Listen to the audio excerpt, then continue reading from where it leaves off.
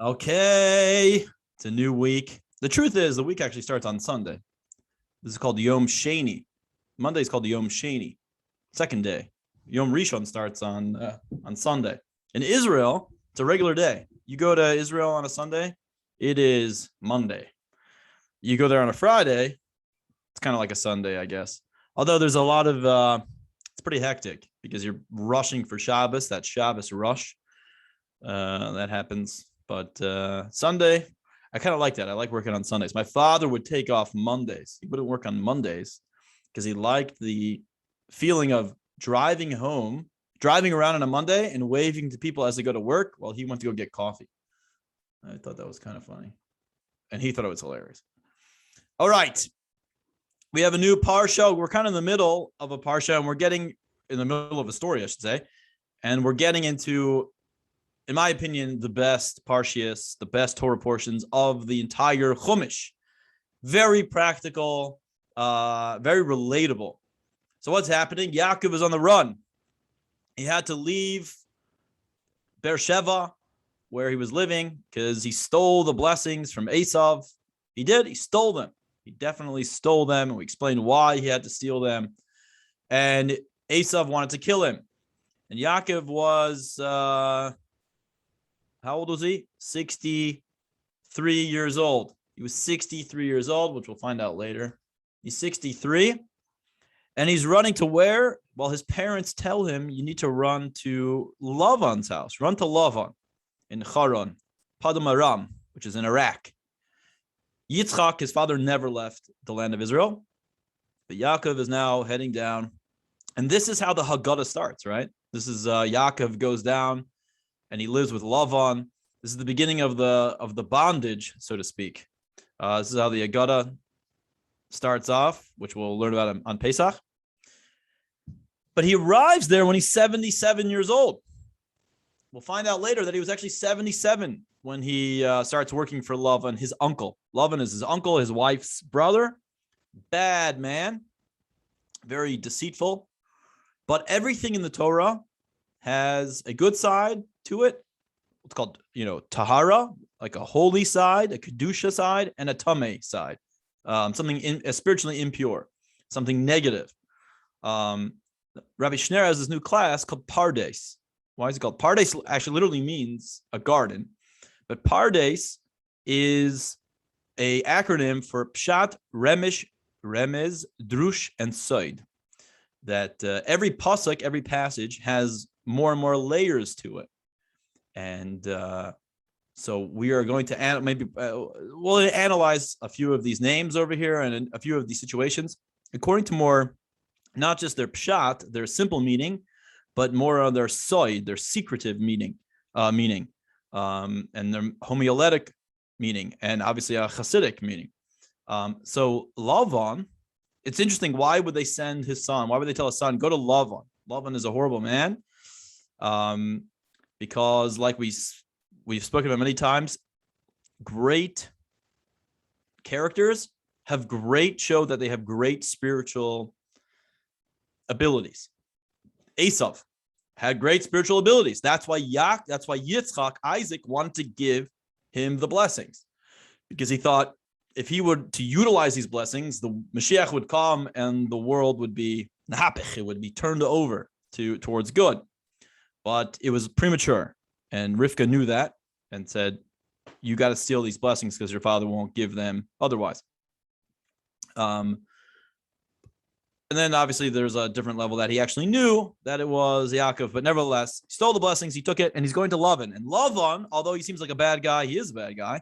We'll find a story at the end of this week's Parsha where he blesses his children. He blesses his children and his grandchildren that God should protect you.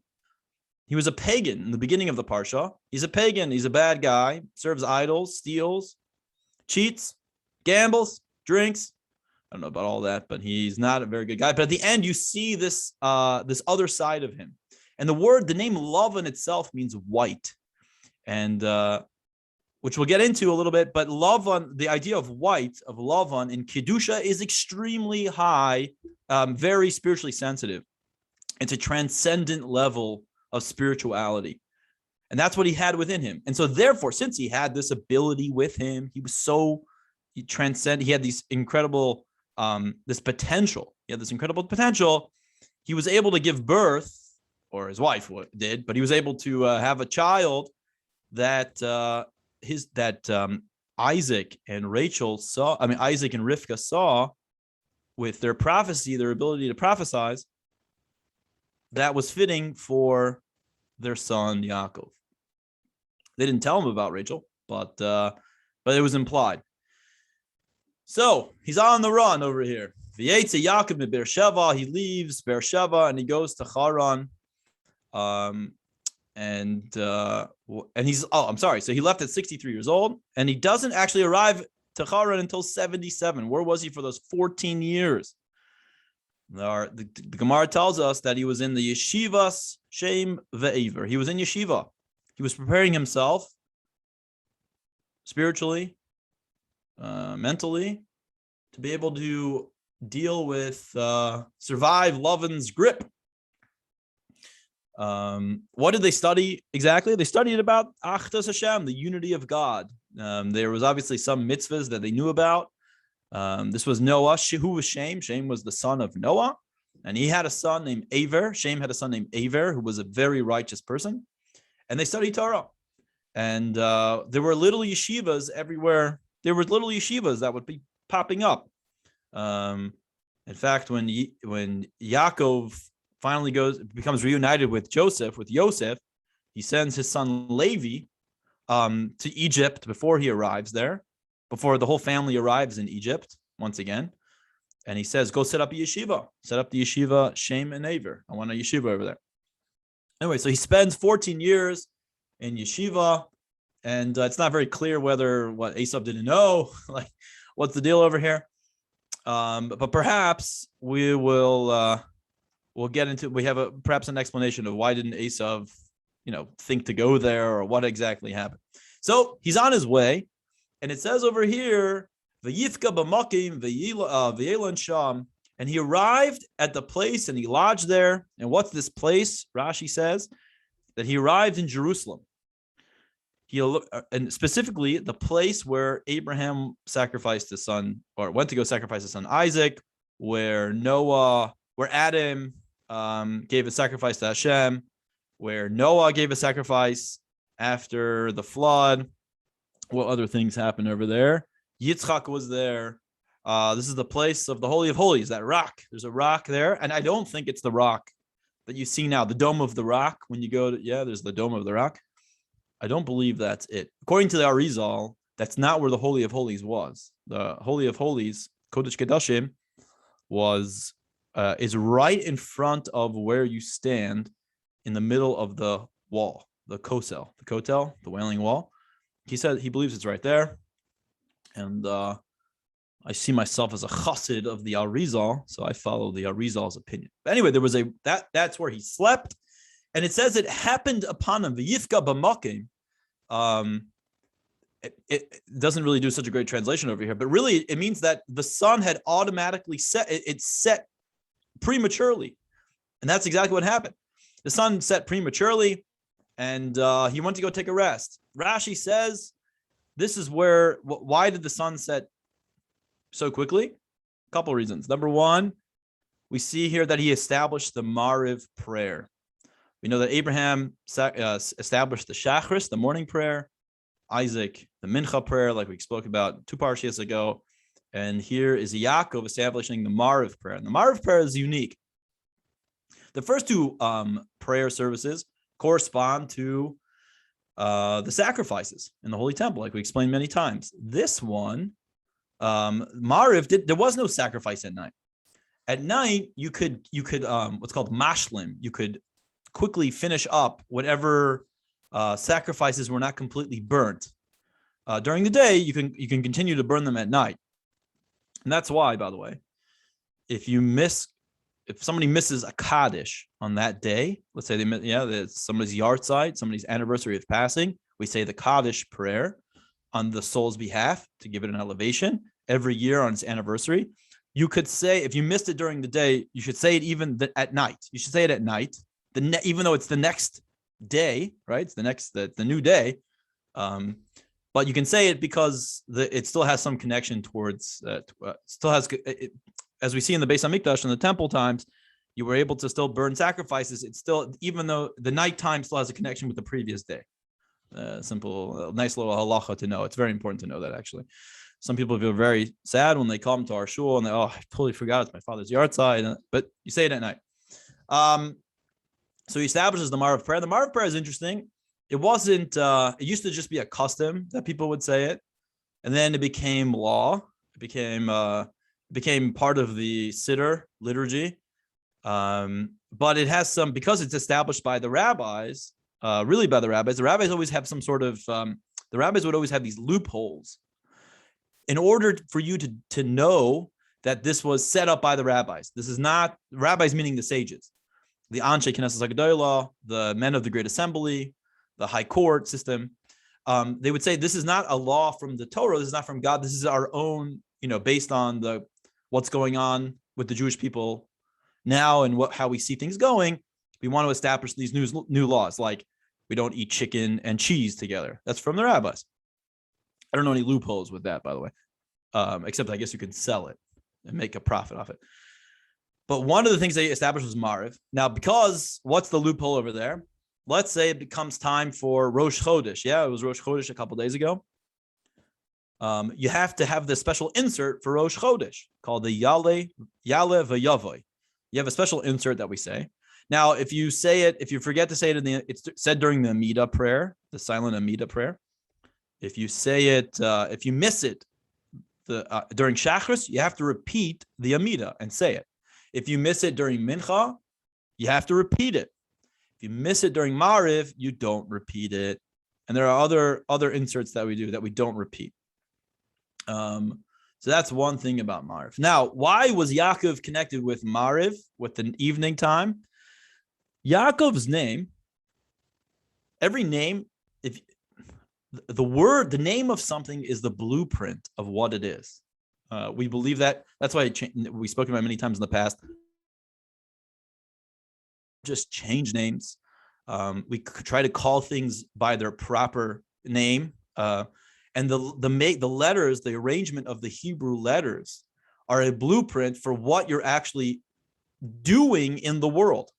So Yaakov's name is Yod. It can be broken up into two parts. Yod Akev. Yod, in Kabbalah, the Zohar says, Yod refers to, it's a dot, right? That's what it is. If you look in the Torah, it's like a dot. It refers to this Chachma, which is the highest levels within God's faculties. And it represents God as he transcends our world. And Akev is a heel, the most insensitive part of the human body. His ability, Yaakov had this ability to take the most sublime, or the highest frequencies of spirituality and penetrate them into the most insensitive parts of the world. It was a unique quality. And because of that ability, he had all of his children, although they made mistakes, they were all perfectly righteous. Someone's ability to be able to grapple with the world and stay within the world, remain holy while still in the world and be involved in the world, that is, you're assured to have children on the right, proper path. It's very difficult to do. In fact, we're going to learn about Yosef. Yeah, Yosef is my favorite character, favorite story, Torah. Everyone loves Yosef. Why do you love Yosef? Involved in the world. And we got had a really short end of the stick on some ways and some, in some ways. And he's called Yosef HaTzadik. Joseph the Tzaddik. No other person has that name, Tzaddik. Abraham's son called Avraham HaTzadik, or Yaakov HaTzadik, or Yitzchak HaTzadik, or any of the Yima'os, the matrix also. They're not called Tzadikis. Tzaddik is reserved for those that get involved in the world in a complete degree, with their utmost being, and yet remain holy. That is a tzaddik. It's an incredible ability, and Yosef was the epitome of that. So what happened over here? Also, Yaakov represents a person that was involved in the darkest times in general. I mean, his whole life, his brother was trying to kill him. He had to go live with Lavan. His son Yosef was taken away from him. His beautiful, his favorite son. His wife died early. He had to work for 20 years with Lavan in order to just marry his wife. He saw no sleep, as we'll read. Anyway, so what happens? So he goes down and he goes to sleep in this little in Jerusalem. Rashi actually says they Hashem folded up the entire Israel. It's hard to understand what that means, but for sure spiritually folded up the entire spiritual elements of Israel and placed it underneath him, and he went to sleep. And he saw a ladder. And the Zohar in Kabbalah explains that this ladder refers to prayer, the prayer service. There were 4 rungs to this ladder, and there were angels going down, angels going up, ascending and descending, I guess going up and going down. And why? What does that mean? Well, first of all, there are 4 worlds. There are 4 worlds, as we've spoken many times. The first world is Atzilus, the world of emanation, Bria, the world of which refers to like the our intellectual faculties. You think about how you are think about your essence. That's like a Atzilus, your essence, your desire. It's a very deep part of you. Most people don't even see the revelation of that. And then you go to a little bit more, moving further away from your essence. You have your mind, your intellectual faculties, your mind. I can't see what you're thinking, but you can, and you can explain them a little bit more, but it's still stuck within you. And then there's the world of emotions. You're moving on to the world of emotions. I could probably get a good feel of your emotions. It's still within you, but it's pretty palpable what you're feeling. I can tell by your tone or whatever it is. I can see your emotions. Then there's the world of action, the world of Asiya, which is the world that we live in, the world of physicality, where it's beyond. Everything is outside of you. Everything is outside of the world of action. Action is all about everything is all about doing something outside of yourself. So this refers to the 4 rungs, and it says that the ladder. What does it say? What does it say over here? The ladder was set up on the ground and it reached the heavens. Yeah, we know how a ladder works, man. We don't need you to tell us. But the point is, this refers to prayer, says the Zohar, that every single day you start from ground level and you're trying to reach to the heavens, and you can do it. But don't think just because you were standing on cloud 9 or whatever it is, cloud 7 the day before, you're going to start all over again today. So that's the beauty of prayer. And your words, they ascend. What are you doing during prayer? Everything you're involved in, your thoughts, your emotions, who you are you're trying to elevate them up to God. Things of elevation, when you want to elevate, you want to get something done. God also, when he wants to get something done, he has angels, malachim, angels. We don't know what angels look like, as I've said many times, but they're helpers, and they have a mission, and their mission is one specific mission. And there's an infinite amount of angels, as you can imagine. It says that there's a angel for each blade of grass that hits it and says, grow.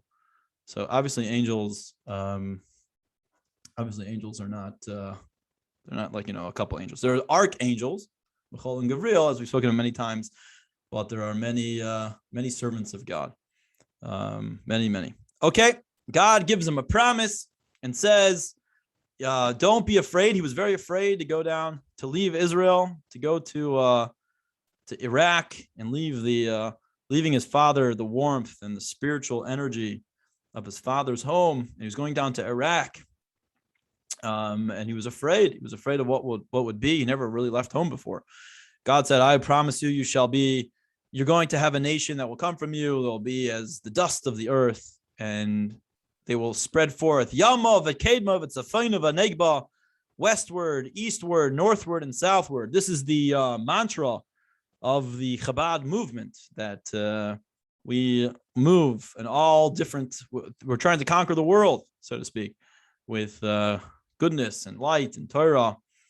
And this is This ufaratzta. This is our main mantra. Ufaratzto, ufaratzto. We have a whole song about a whole nigman. Yama v'kedma tzafayna v'negba. Yama v'kedma tzafayna v'negba. So he promises him, and then he feels very happy. Says that he has light feet when he walks, because he's like, thank God, God is going to help me. But what does he say? He said a vow to himself, and this was really he was saying to God. After God promised him that he would protect him, and I'm your God, yada yada yada. He said, you know what, God? I'll know you're my God, and this is one of my favorite lines of all time. If you give me lechem le'echol ubeged lilbush, if you give me bread to eat and garments to wear, then you'll be my God. Which means if you can relate to me in the physical world, I need bread to eat, I need clothes to wear. If you can provide for me my physical needs, not just my spiritual needs, but my physical. I know you can provide spiritual needs, but physically, are you involved in this world physically? This is the world that I live in. I don't see you. I only see physicality. Then I'll know you're my God. And with that, that's how we know that he kind of took things to a new level. And that's the kind of God that we want. That's the kind of God that we ask for in our lives. We don't just ask for spiritual needs. In fact, in Chabad, we say very often, when you wish somebody, give them a blessing, you should have a blessing, begashmius uveruchnius. Begashmiut uveruchniut. We say you should have blessings in physicality and spirituality. And we preface physicality, materialism, before spirituality, because as the Baal Shem Tov would say, a small hole in someone's life physically, how it affects them physically, is an even greater hole in their soul. A person who doesn't have the basic necessities of life, you can't expect them to flourish. And so that's what we ask God, that everyone should have the physical before the physical. In order to be spiritually, have spiritual expansiveness and greatness and reach great heights, all your physical needs need to be taken care of. Now, that's a more of a deeper shot, a more of a deeper explanation of what it means to have bread to eat and garments to wear. But literally, Yaakov had no garments. He had no food and he had no garments. Why? What happened? His father was a billionaire. His grandfather was a billionaire. What happened to all that money? What? So we actually know that from last week's, from Parshas Chayesara, 2 Parshas ago, Abraham gave all of his wealth to everyone except for Yitzchak.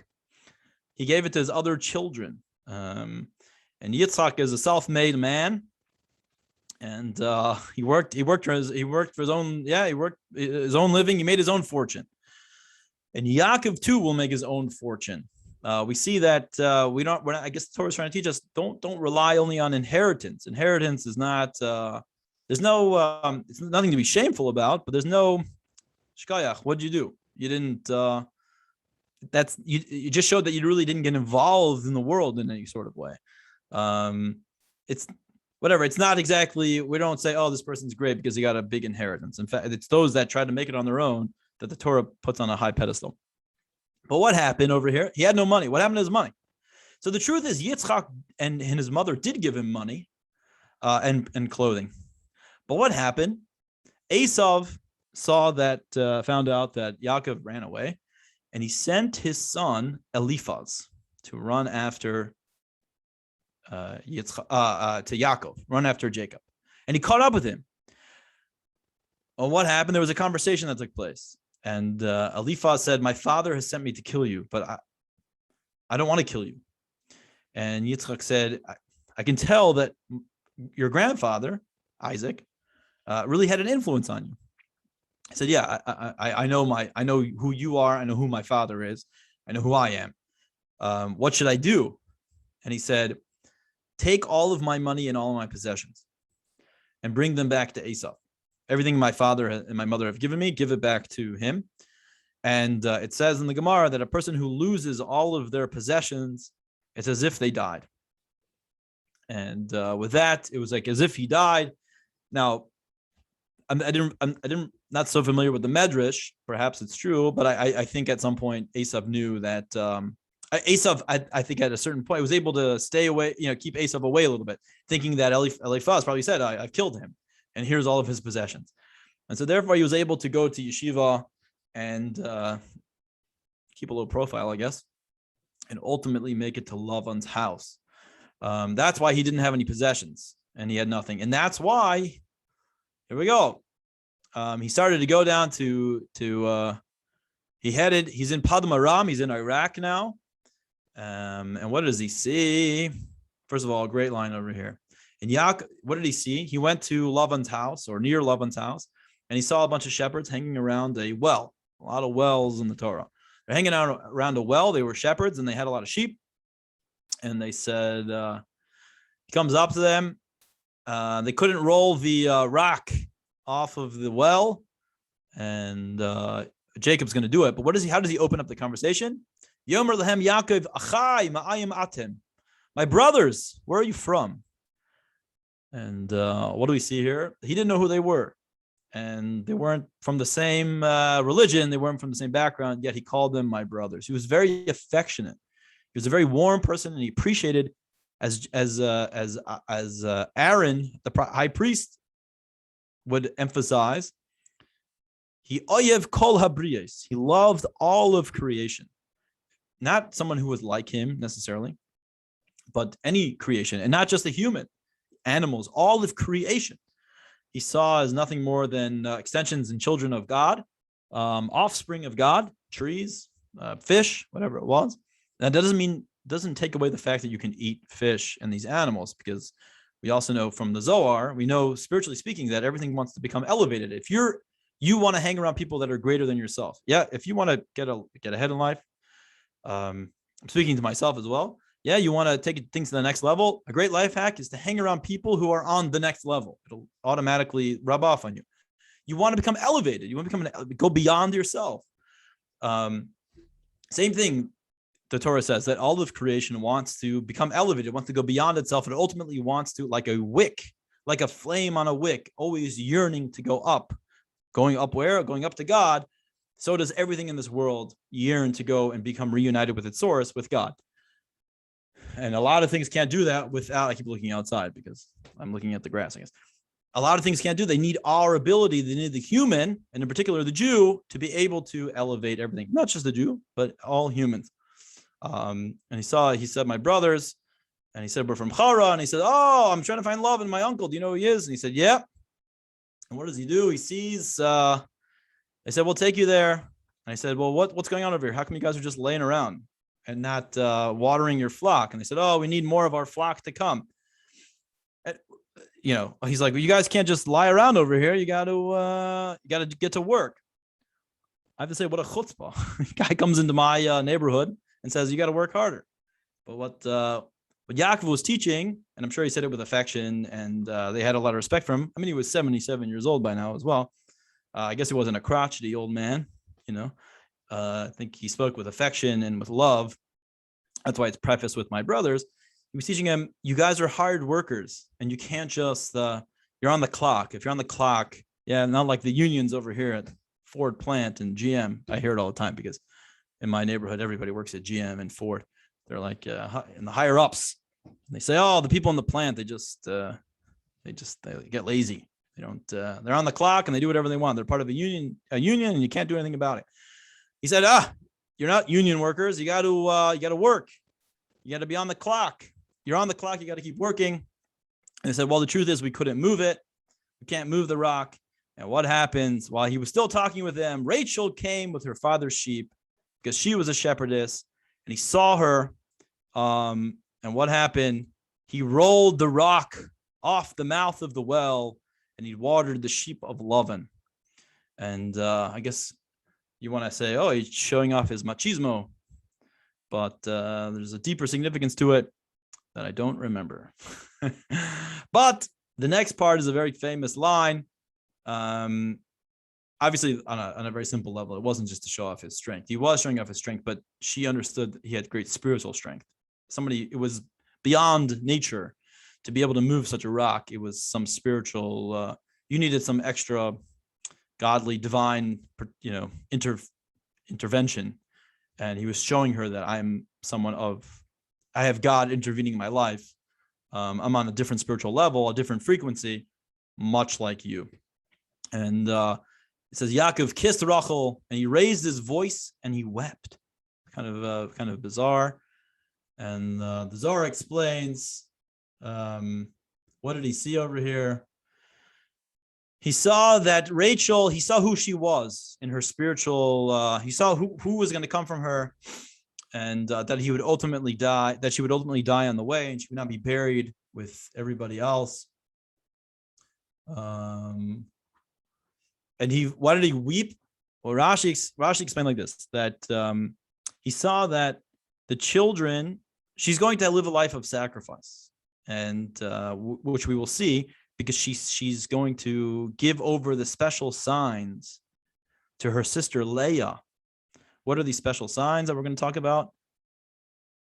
Jacob was supposed to work for 7 years for his uncle, for Rachel's father, and Lavan said, after 7 years, you can marry my daughter.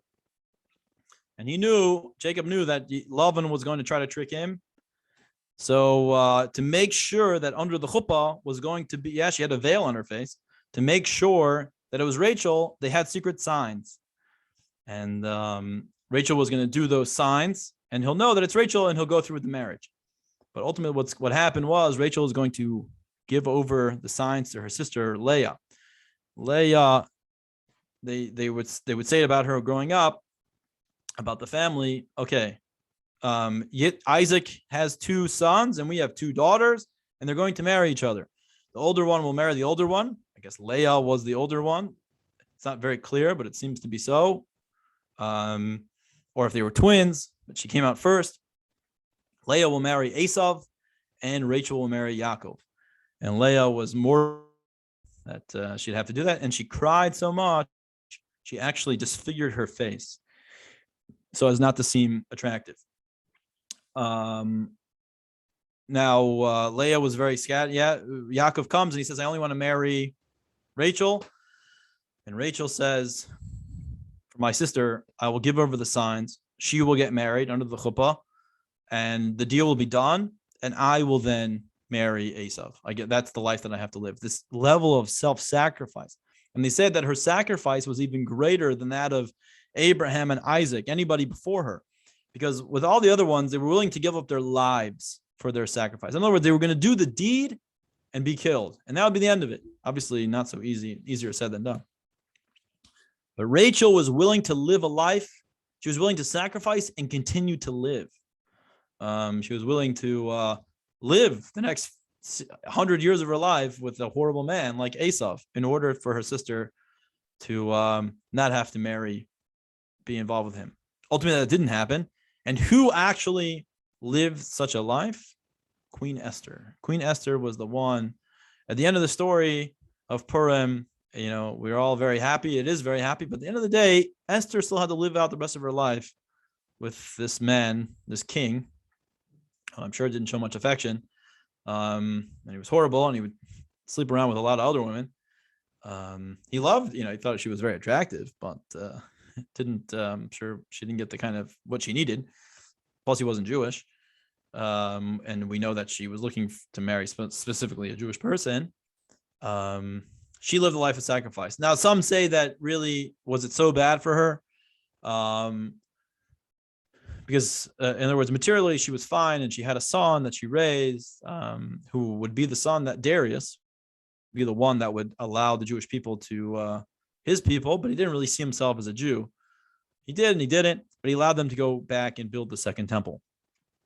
But nevertheless, she really lived a life of sacrifice. But we see Rachel ultimately, she was the one that was willing to do it.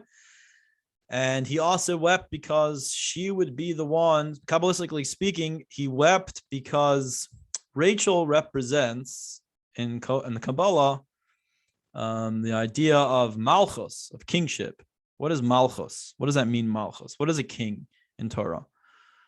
The king is a kingship, or a queen, but kingship is related to the mouth, speech. What's unique about speech?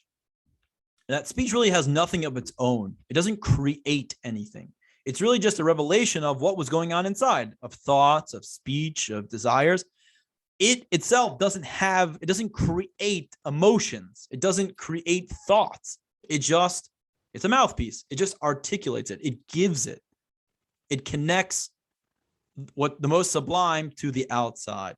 And that's the idea of a king. A king is that person, or a queen, someone of kingship, is that rallying point. It's the rallying person. Yeah, that has all the ministers and the geniuses. Everyone comes to that person, to that king, and he's able to be the embodiment of all of that and gives it over to the people. Nothing for himself. He lives nothing for himself. He gives it over to everybody else. And he saw that he had that she represented that, as opposed to her sister, like we said earlier, represents the idea of thoughts, machshava. She was much more cerebral, and her children were shepherds. Leah's children were shepherds. They lived a life of living not so involved in the world. They lived more in their own head. They're much more quiet, thoughtful, introspective, as opposed to Rachel's kids, Benjamin and Yosef, who were very much involved in the world. But Rachel was going to be the one who would be buried in Bethlehem, which would be on the road when the Jewish people would have to go into exile. They would pass by her grave, and she would weep. She would weep. And what's the idea of weeping? Weeping is asking for mercy, compassion. She would be the one to ask God to have mercy upon even those that mercy is for someone who doesn't deserve any mercy. Yeah, what is mercy? I ask for mercy, rachmanis, as we'd say. It means you don't deserve it. Yeah, you deserve the punishment that you're getting, but I will have compassion upon you. And that's what she was chosen to be the one not buried in Machpelah, in that cave where everybody else is buried. She's buried on the road, because she would be the one to go to Hashem, cry for her children, and ask for mercy. And the reason she was chosen, and because she would succeed, God chose her because she would be successful. Why would she be successful?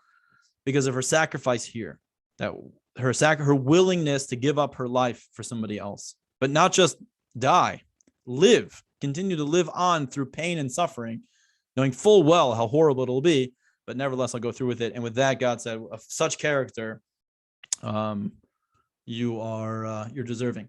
I just want to say, in Micah, which is, there are 24 books of the Torah. There's something called the 12 books.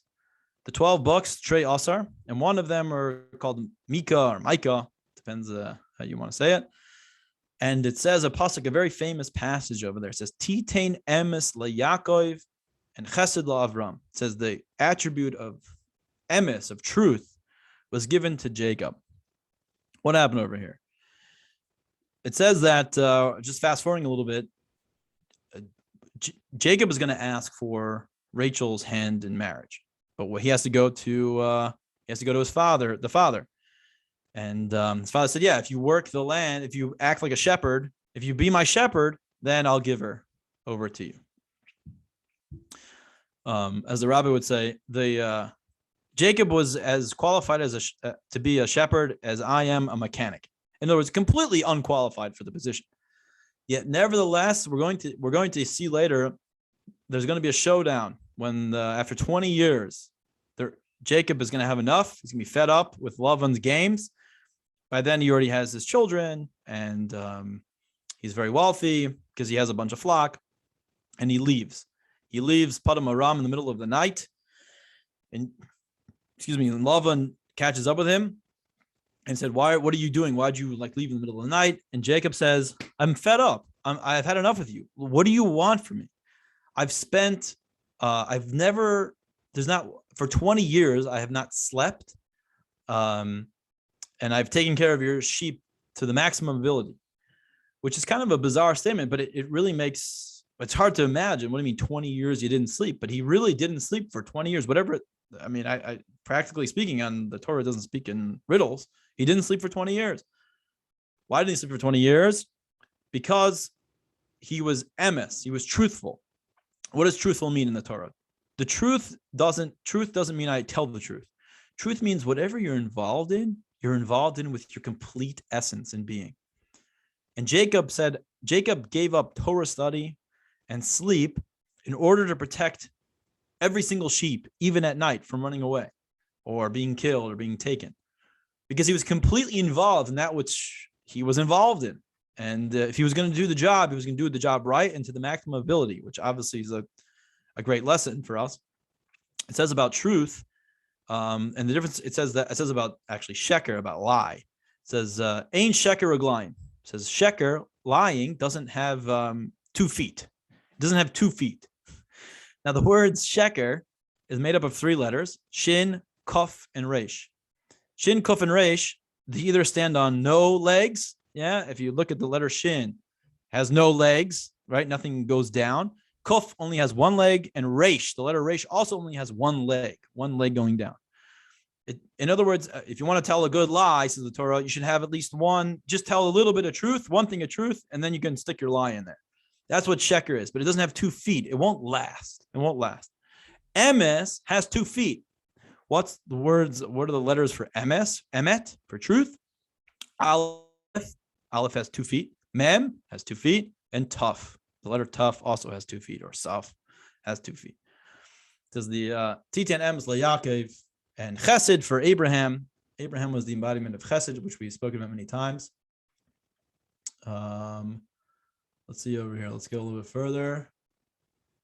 I wanted to see if I'm looking in the Zohar real quick. I just want to see if there's anything over here. Dun, dun, dun, dun. Yep, stay there.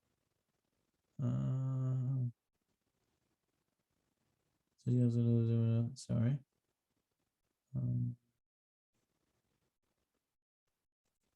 Well, okay, so eventually what's going to happen is Rachel, it says that Rachel was disgusting in her eyes. Yaakov loved Rachel. Leah was, it said that she was despised. Why was she despised? Because she, like we said earlier, she would cry due to the fact that she thought she'd have to be married to Esau. Now, Leah, because Leah had she really did have a very hard life up until then. God was quick to give her, open her womb very quickly. She was able to have children right away, as opposed to Rachel. Rachel didn't. And each of Rachel and Leah had maidservants, and they would give, like we see earlier with our other patriarchs, they would give, except for Yitzchak. I'm sorry, with Abraham, Yitzchak only had 1 wife. By Sarah gave Abraham her maidservant, which was Hagar, later Keturah. She changed her name to Keturah, remember? And here we see Bilhah and Zilpah. Bilhah and Zilpah were the maidservants of Rachel, and Leah. And what's the difference between, what is a concubine? And now I don't have concubines anymore, by the way. Don't do that. What's the idea of a concubine? A concubine is someone who, halakhically speaking, from a Jewish law perspective, they have no monetary assurance in case of divorce or death of the husband. What is a ketubah? Yeah, you're familiar with the ketubah, the ksuba. So it's a contract. It's a contract between the husband and the wife. What's the contract? That I will provide basic necessities, and it spells out those basic necessities and how much they need to be worth. And in the event, God forbid, of a divorce or a death, this is your inheritance. This is what you can take of mine. Now, she has property of her own. If she has like investment property, well, she can bring what's called a dowry, which was done very much then. And that's, I want to go back. I'll say it afterwards, actually. Yeah, she can bring a dowry, and that could be part of the negotiation phase. And, in case of divorce, I get to take back my investment property. It's called Nitzchain Shoin Barzel.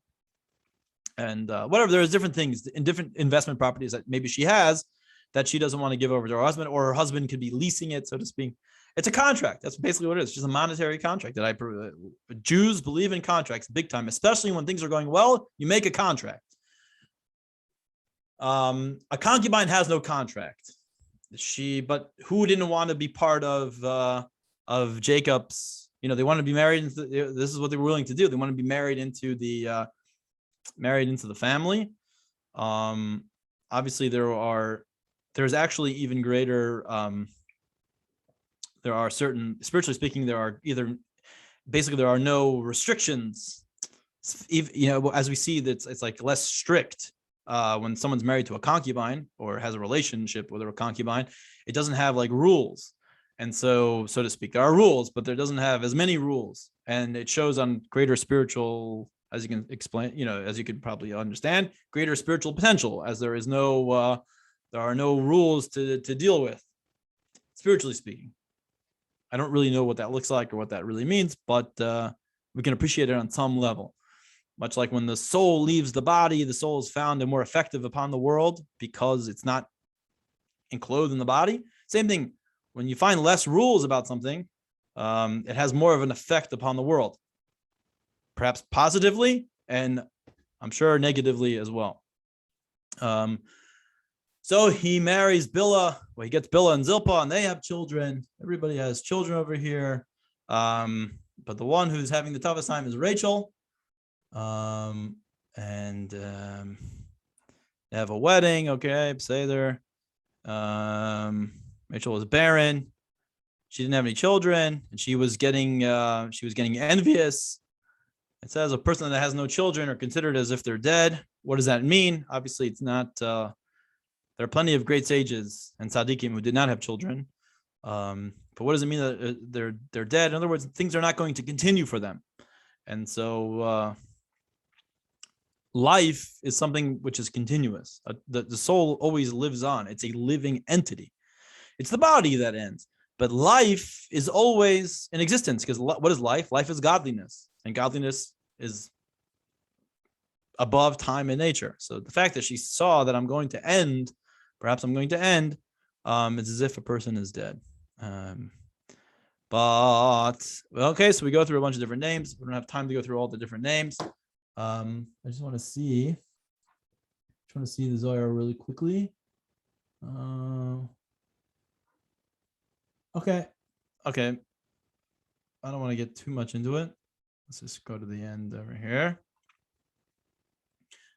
So they end up fine. Lavan ends up working for 20 years. He ends up getting Rachel and Leah, and Lavan stops providing him any needs or necessities, which he hardly ever gave anyway. And Yaakov says, just give me the lowest and the least choice of your flock, and I will do my best to try to